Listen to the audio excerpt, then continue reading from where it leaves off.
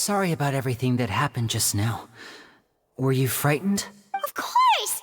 Who wouldn't be scared after witnessing an accident like that? Yeah, I'm a little shaken up myself. How could this happen?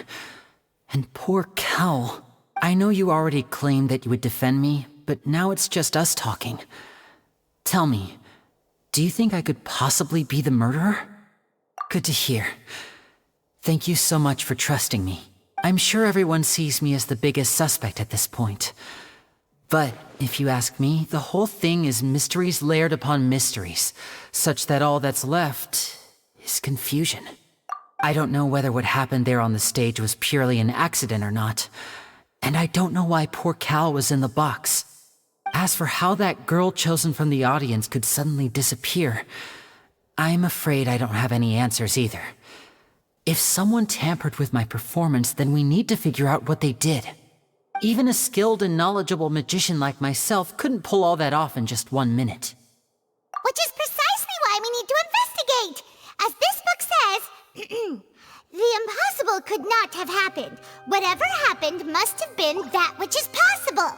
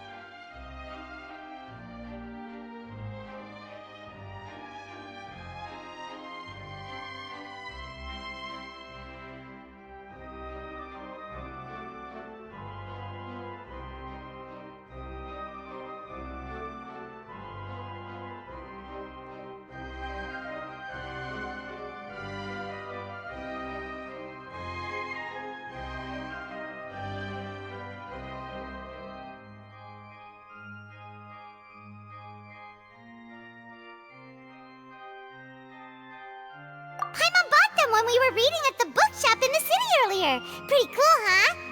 Don't worry, Paimon used her own savings to buy them. It wasn't from our travel funds. I think they look cute on you, Paimon. You have good taste, Lynette. That's the right attitude. Feeling depressed isn't going to help me now. I need to get back to my normal self. But with the guards watching our every move, it's going to be especially difficult for Lynette and I to prove our own innocence. Good thing you agreed to be our attorneys. Thanks for that. We'll be counting on you. Yes, thank you so much. Yeah, just leave it to us.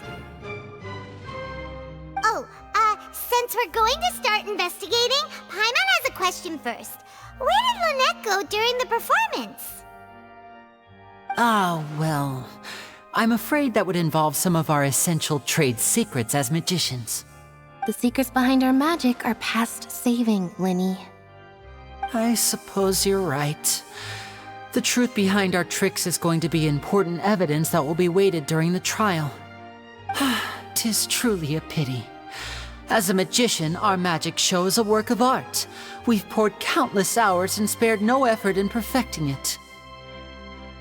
But if revealing our secrets will help you uncover the truth behind what happened, then it will be well worth it. We should go somewhere else if we're going to discuss our magic tricks. We'll go speak with the guards, and in the meantime, you can go investigate the stage and the seating areas. Alright, let's go have a look while the investigation teams are still here. Detective Paimon is on the case!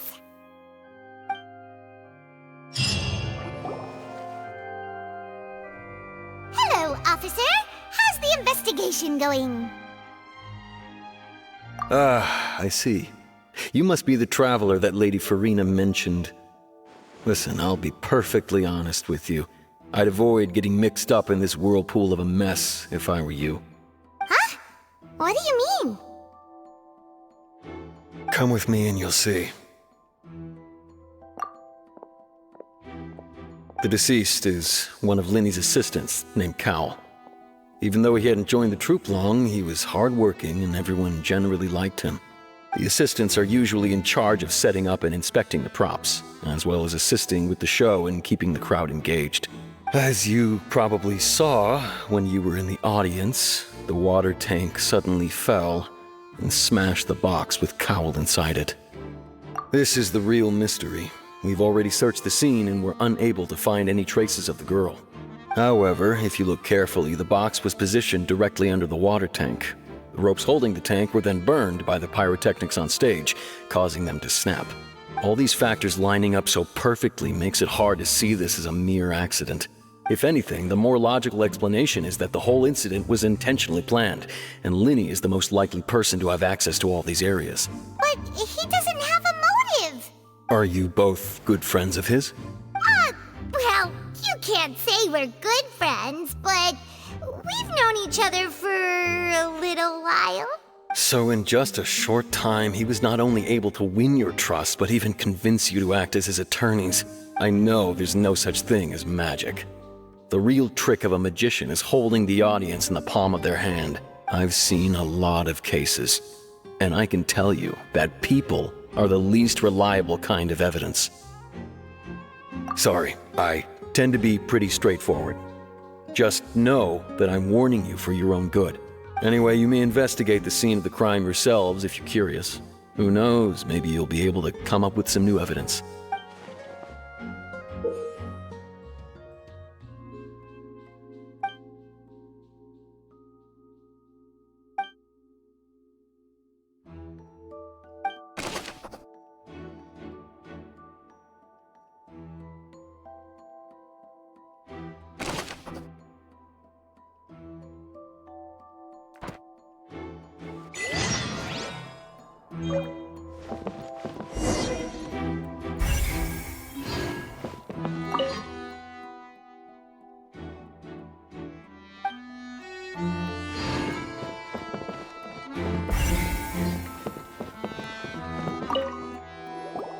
So this is the rope that broke and caused the water tank to fall. The rope looks pretty durable. How can it be burned through so quickly by fireworks? Why are you suddenly so serious, Traveler?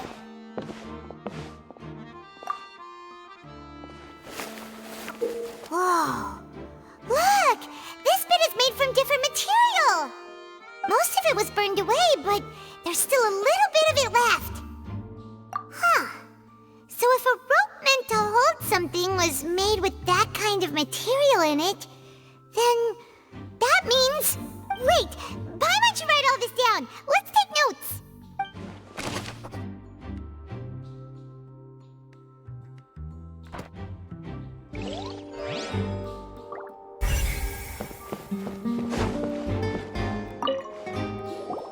Hello there! What are you investigating? Oh, this location has also been cordoned off because the Magic Troupe members are currently considered prime suspects. The investigation team is still collecting evidence. The seats were all booked in advance, so we were able to deduce the missing woman's identity by checking the guest list. Sure, it's not like this is confidential information. We will publish it later anyway when we petition the public to help us find the missing person. Her name is Halsey. She's a painter from Fontaine who's made a bit of a name for herself. Apparently, she wasn't a regular at the Opera House, but she'd been feeling some pressure with her work lately, which made her decide to come see the magic show. The Magic Troupe members all claim not to know her, and we have looked into her social connections. It seems that she has no personal grievances or conflicts of interest with the suspects. Simply put, she wasn't related to the Magic Troupe at all, which matches the features of the previous serial disappearances. Were the victims of previous cases also chosen at random? That's how it seems to us, in any case. Apart from the fact that they were all young women of around the same age range, there really weren't any other connections between them. Okay then. No need to be so formal. If you do happen to see the missing girl, please be sure to contact us. It is of utmost importance that we get to the bottom of these disappearances.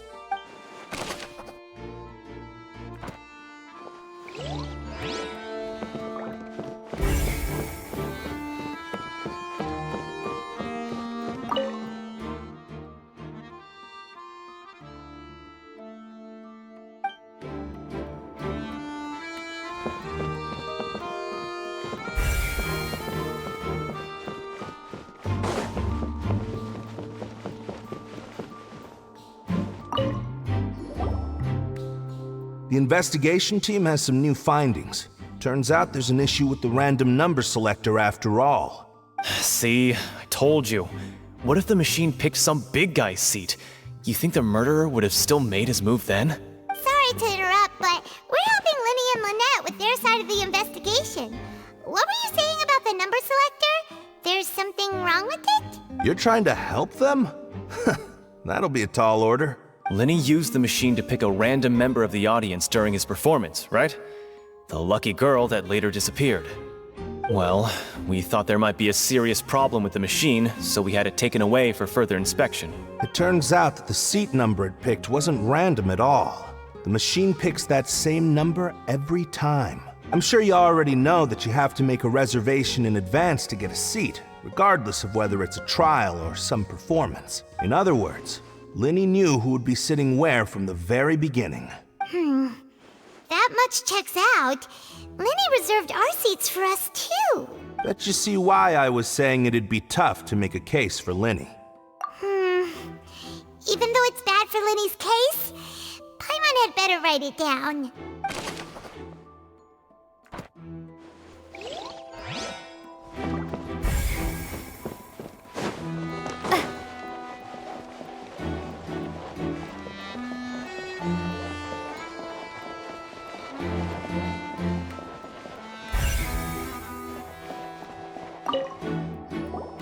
I see that you're investigating the area. Well, it just so happens that I'm interested too. If you find any new and interesting leads, be sure to share them with me, all right? We don't have too many thoughts yet. Then why don't I tell you my hypothesis first? The way I see it. And I'll start it with that loud thud. The thud? Oh, you mean the sound that happened during the countdown? Yes, exactly. It wasn't terribly loud, but I suspect that most people heard it. It's just that everyone was awaiting the results of Lyney's trick with bated breath, so no one paid it much mind. But now that the incident has happened, the thud has become an important clue. That makes sense. So, what do you make of it? I'm of the opinion that it may have been the sound of Lyney's accomplice, Lynette perhaps, jumping atop the water tank or something like that. And when the pyrotechnics went off, she cut the rope, sending the water tank crashing down. But wasn't the noise we heard too loud for that? Perhaps the balance wasn't right, leading to a particularly rough landing. Oh, that's true. I suppose I must reconsider. That does remind Paimon, though. What was with that sound?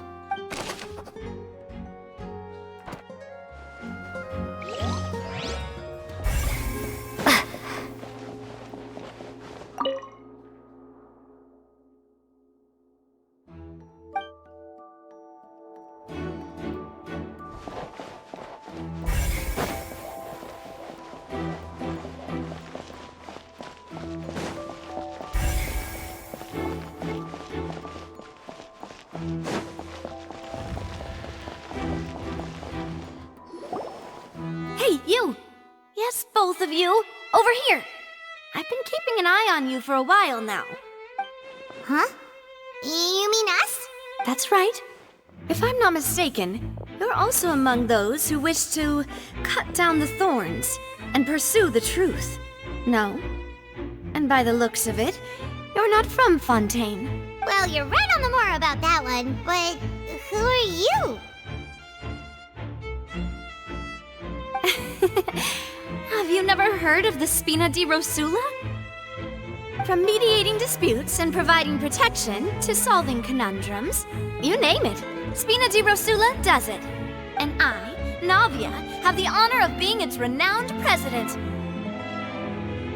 Though those who play by our rules call me boss. I'm Silver, her attendant. Pleased to meet you.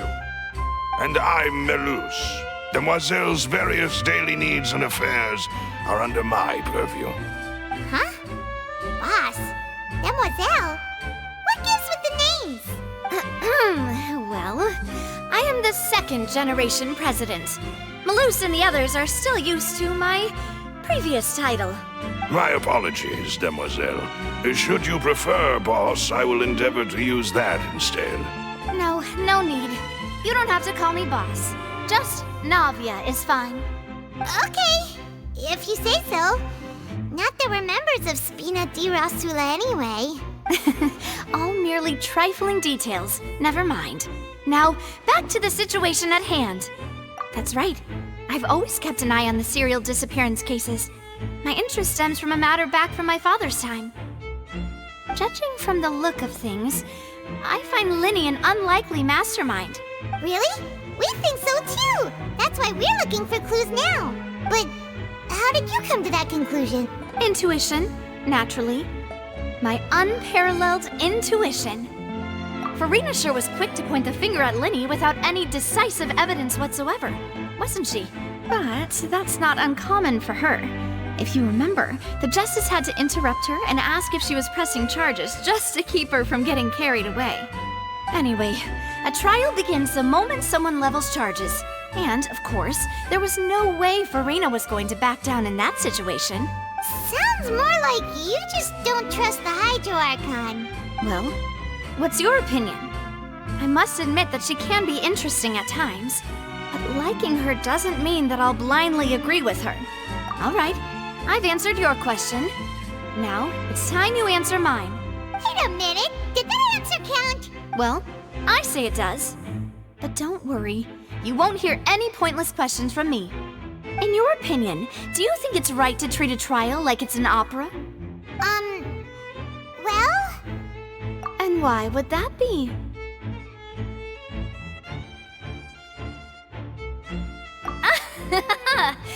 See, Silver and Maloose? I told you they'd be different. Most astute of you, demoiselle. I too think that the traveler's response was most excellent.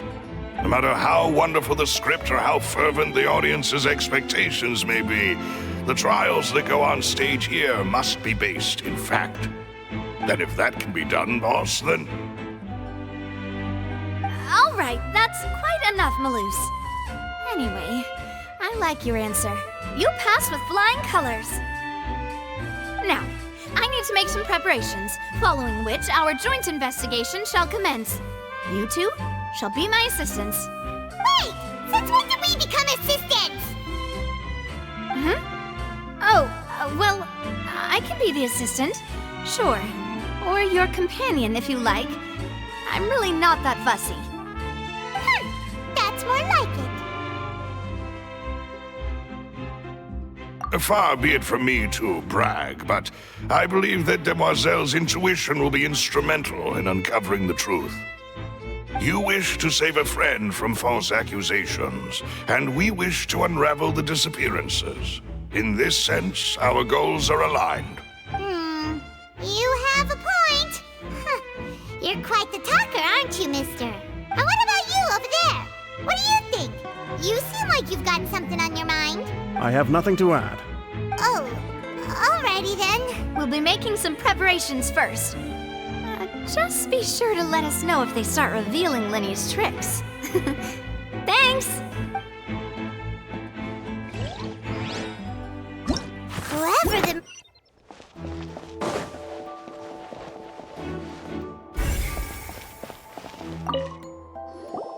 Sorry, but no one can freely enter or exit the Opera House at the moment. If you wish to leave, you must register your identity with us first. No, we're not leaving. We're representing Lyney and Lynette as attorneys, so we're investigating the case. Were you always guarding this entrance? Yes, after the Chief Justice gave the order, everyone coming in or out must undergo a strict inspection. So, the missing girl couldn't have left from here, at least, not from that point on. I doubt there was much opportunity then either. How can you be so sure, Well, because I was in charge of security near the entrance at that time. I couldn't see Lyney's performance from here, which was quite a shame. Just my luck.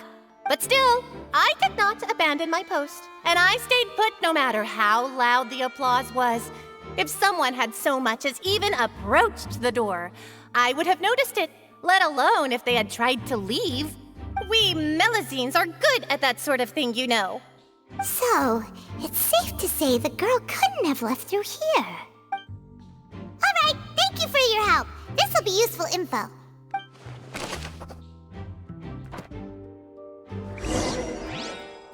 We've checked everything of note here at the performance venue. Paimon wonders how Lyney's discussion with the guards is going. Understood. Then I will be going with you. Just so you're aware, I will be monitoring your actions and making notes as necessary. Very good. Thanks for being so agreeable. I'd pull a rose out of my hat as a gift for you if I could. You may spare the pleasantries. I'm just doing my job. You've arrived. Who's this? Me? I'm Spina di Rosula's guardian angel. If you've got a problem, I've got the firepower. Sorry, I got a little carried away there. Call me Navia. I'm a partner of theirs, and will be helping investigate this whole situation. And these are my companions. Would you mind if they join as well? Fine by me. Oh, new helpers? I would be most grateful. Well, let's just say we're tagging along. It's not every day you get to see the secrets behind magic performed on such a large scale. I appreciate your kind interest. Come with me. We'll be heading below stage. Huh? Below stage? Yes, a world of secrets is hidden beneath this magic box, prepared specifically for this switcheroo trick. But before I reveal everything, you should have a look first. Notice anything strange here?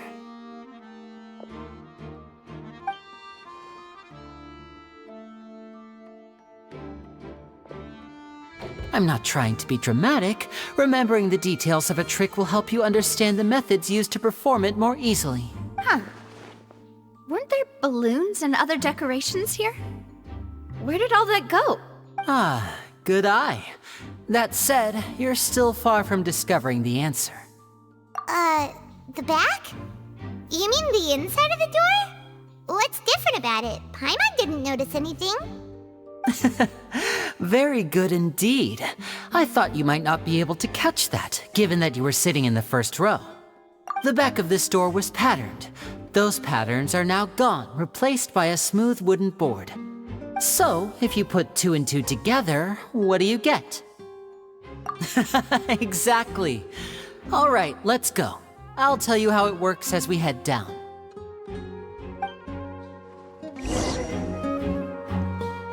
Oh, so there was a passageway under the magic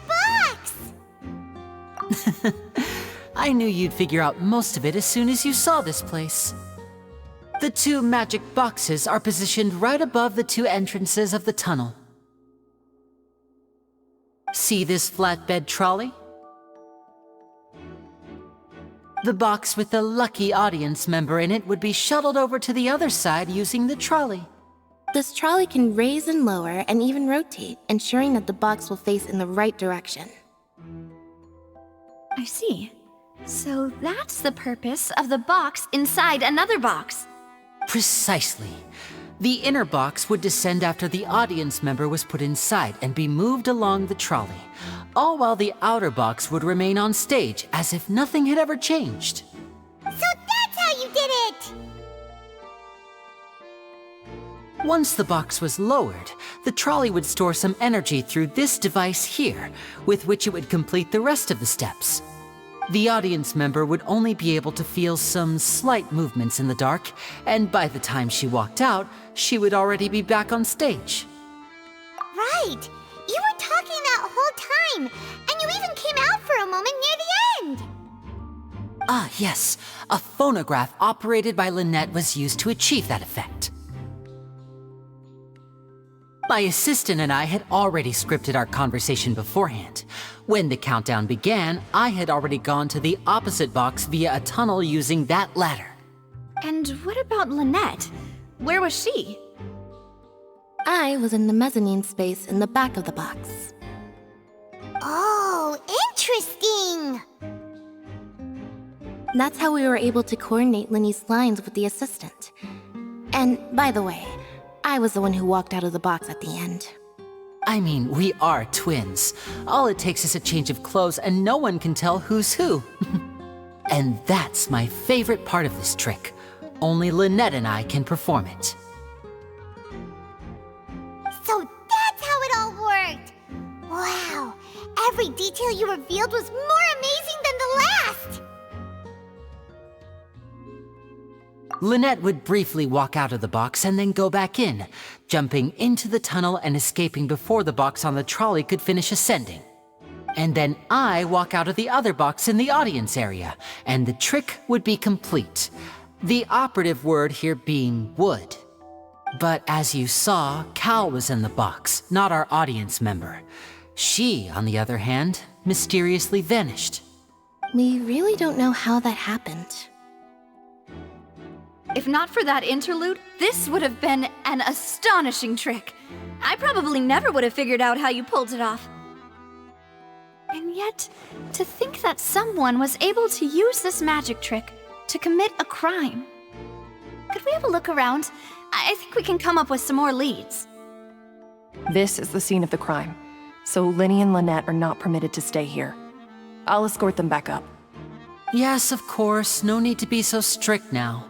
I won't disappear into thin air, you know. Thanks, everyone. We're counting on you.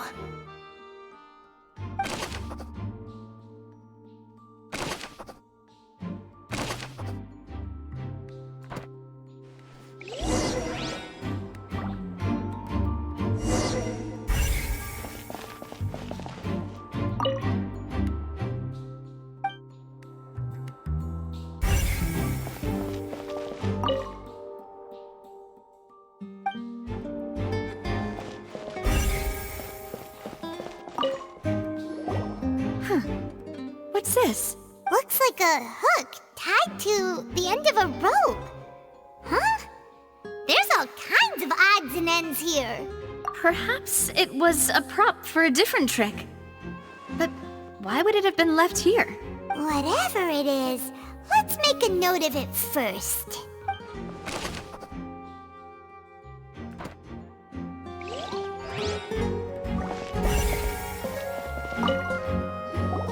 The floor is wet. Please be careful not to slip. Speaking of which, why would there be water here? Oh, Paimon knows! It's one of those tricks where you pour water into a jug and then flip the jug over only for the water to disappear? And here's a broken vase. Huh.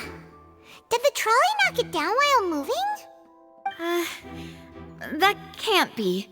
The trolley moves along tracks from start to finish. It couldn't have hit the vase at this distance. Let's note this down too and think about it later.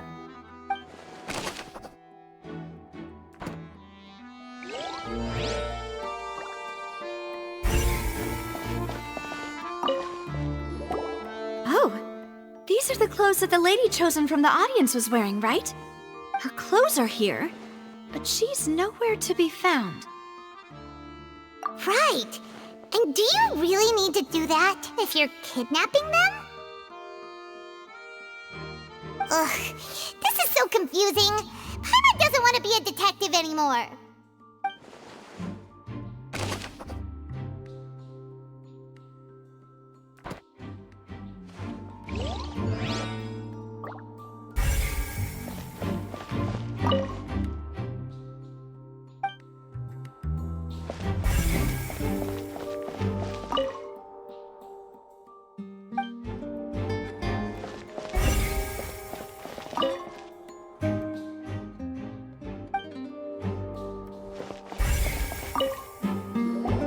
What is this place? It seems someone could fit through here. Could this have been the suspect's escape route? Alone, perhaps. But if they had to pull another person with them, the space would be too narrow. But there are no other ways in or out of here. Oh, you're right! Let Paimon write that down.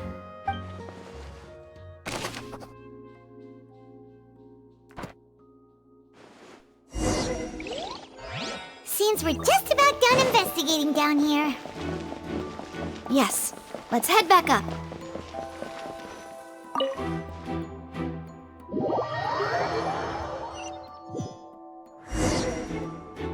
Well, we've ascertained the state of the crime scene. Let's find a place to sort out our findings once Malus returns. Seems to me that there are several things that don't add up here. Apologies for the wait, demoiselle. So, what did the guards say? Did the criminal escape through the vent? They believe the odds of that are very low, since the vent leads to the Opera House's basement. The guards have checked the area carefully.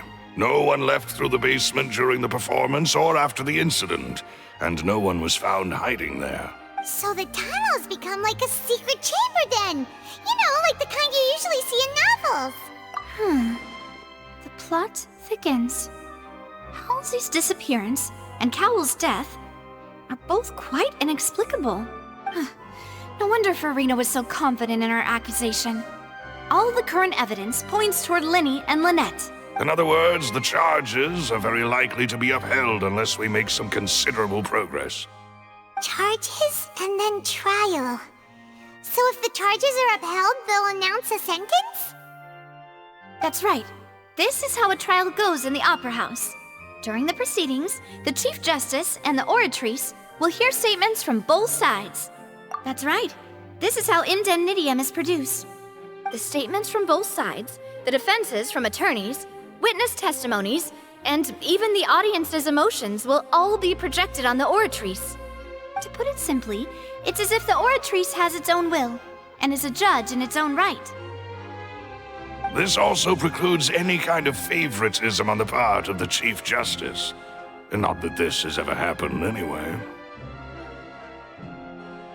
Once both sides have finished speaking, the Chief Justice will make his final decision. This, too, will be used by the Oratrice as a reference. Then, finally, the Oratrice will be consulted by officials. The result it returns is the will of justice itself. Huh? So that machine is the one that actually decides? Paimon thought Neuvillette called the shots. In practice, there is very little difference. Both have always come to the same judgment, which is why people have great faith in the Chief Justice. Ah, yes, the guards also asked me to convey that none of us will be allowed to leave this place before the trial. Huh? Why? Because we've chosen to act as the twins' proxies. That makes us persons related to the case. They're concerned that we might be colluding with outside parties, or that we might find outside help to disrupt the case. And even if that were not so, it could prove problematic if we happen to spread key information about the case ahead of time. I'm ready to break out at any time. Whoa! There's no need for that! Paimon thinks they have a point. That said, are they providing food? Of course. I just hope you don't mind the lack of options. I'm afraid that catering to all tastes is not in the cards, nor is any guarantee of balanced nutrition. In that case, let's just sort out our findings together here. Pity. I was hoping to take you to try some of Fontaine's famous desserts, too. I mean, what better way to properly think through our findings than over some tea and sweets? Huh. Breaking out suddenly doesn't seem like such a bad idea after all. Just kidding! Paimon will still do her best, even if there are no snacks. What do you mean, no snacks? Of course we'll have snacks. If we cannot buy some, then we'll simply make some. Huh? Here? But how? Understood, demoiselle. Everyone, please come with me.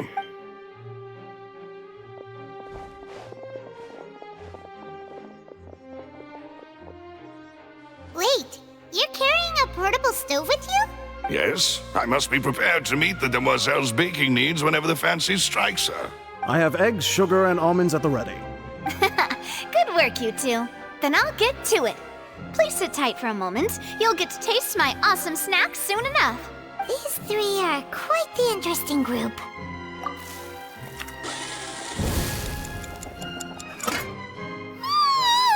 And Paimon thought it smelled good while it was still in the oven. Oh, it's even better now. Paimon can't stop drooling. From the way you had these two guys carrying all that stuff around, Paimon thought you'd have them do more during the baking process. But you ended up doing the entire thing by yourself! Beating the egg whites, grinding almonds, everything! I was applauding. And I was giving encouraging smiles. Paimon was just thinking, aren't you worried about getting your fancy dress dirty beating egg whites and baking like this?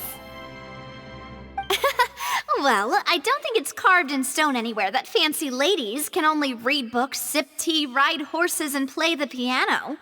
I just really enjoy making snacks. Don't underestimate beating egg whites, by the way. It's a real arm workout. You also need to beat them to just the right consistency, or your macarons will crack. Anyway, give these a try, fresh out of the oven. There's 3 for each of us. Only 3? Well, eating too many sweet treats might send all that sugar to your head. You wouldn't be able to think clearly about the case on a sugar rush, would you? Tea is ready to be served as well. This is Demoiselle's favorite, strong black tea with a floral fragrance that clears the mind and lifts the spirit. No need for concern. I'm merely doing as I should.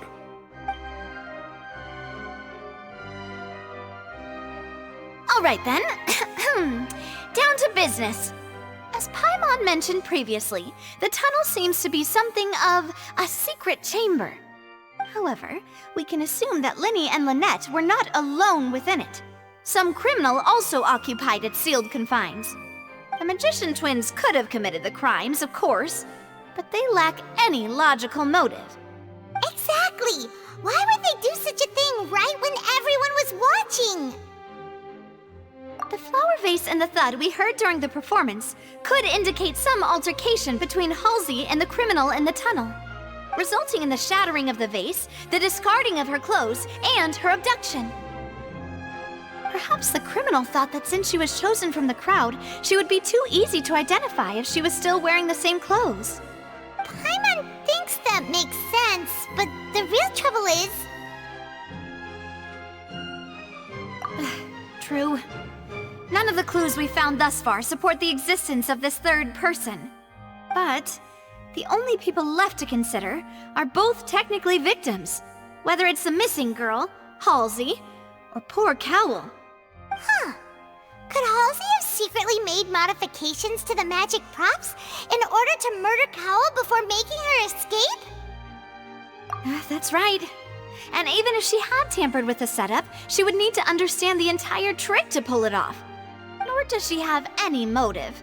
The guards said that she has never had any dealings with the Magic Troop's members. Were we not thorough enough in our search? From the sound of things, this is turning into an impossible case. Your macarons are amazing though, Navia.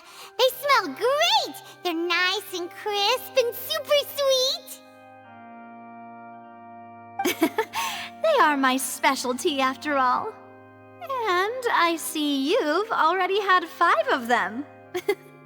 What? 5? Oh, that can't be right. Paimon only counted 3, honest!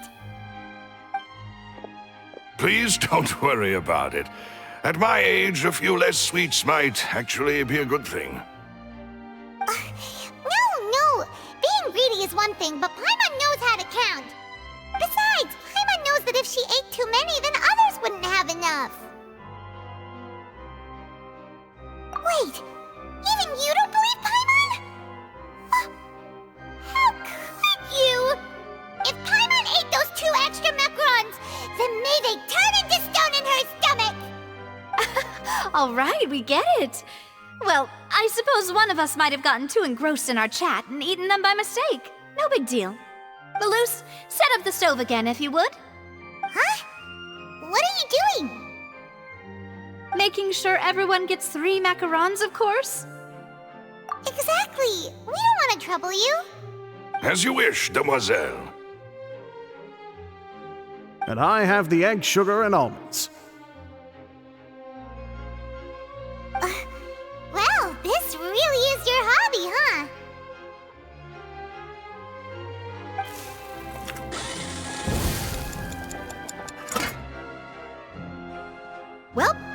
snack time. I'm going to have another look around the area. I don't know what we're looking for yet, but we've still got some time. As attorneys, I suggest the two of you think the case over again. It would be awkward if you got all tongue-tied on stage during the trial. All right, thanks for your help and for the snacks. It was nothing. A small task for the Spina di Rosula. Silver, Malus, it's time to go. I'll be back if I find anything new.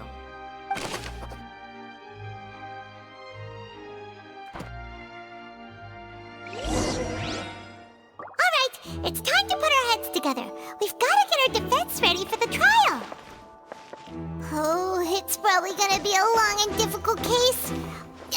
There's no point in worrying about that now. We just need to prepare. Here, take Paimon's notes. They should help you review the situation.